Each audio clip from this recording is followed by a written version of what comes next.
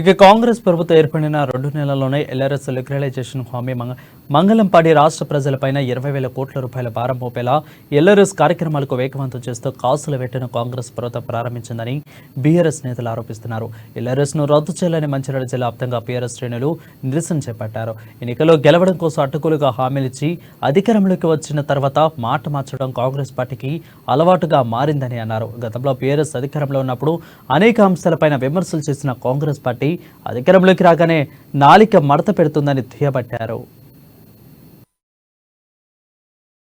ద్వారా ఒక్కొక్క కుటుంబానికి ఒక్కొక్క లబ్ధిదారునికి ₹1,00,000 మరి పెనుభారం మోపి ఇవాళ ప్రభుత్వం కాంగ్రెస్ ప్రభుత్వం ఏదైతే ఇప్పుడు అధికారంలో వచ్చిందో మరి దొంగ హామీలు ఇచ్చుకుంటూ నెరవేర్చలేని హామీల నుంచి ఆచరణలో సాధ్యం కానటువంటి హామీలను ఇచ్చి ఇవాళ కాంగ్రెస్ పార్టీ మరి ఇవాళ అధికారంలో రావడం జరిగింది. అధికారంలో వచ్చిన వెంటనే గతంలో మరి ఈ యొక్క ఎల్ఆర్ఎస్ వద్దు, నో టీఆర్ఎస్ నో ఎల్ఆర్ఎస్ అని చెప్పేసి అని అన్నటువంటి వాళ్ళు మరి వాళ్ళు ఎందుకు ఎల్ఆర్ఎస్ మీద ఇంత ప్రేమ పెట్టి మరి పేద ప్రజల మీద మరి భారం మోపడానికి ప్రయత్నం చేస్తుంది. అందుకోసమనే ఇవాళ కేసీఆర్ గారు మరి మన రాష్ట్రం సుభిక్షంగా ఉండాలంటే కేసీఆర్ గారి చేతిలో ఉండాలి, కేసీఆర్ శ్రీరామ రక్ష అని చెప్పేసి అని మన చెప్పడం జరిగింది. రెగ్యులరైజ్ చేసుకున్న వాళ్ళకు ఈ నెలాఖరు లోపల మీరు అందరూ అప్లై చేసుకోండి, ఇన్ని డబ్బులు కట్టాలని చెప్పి మళ్ళీ ఇప్పుడు కొత్తగా జీవో ఇవ్వడం జరిగింది. దాన్ని నాడు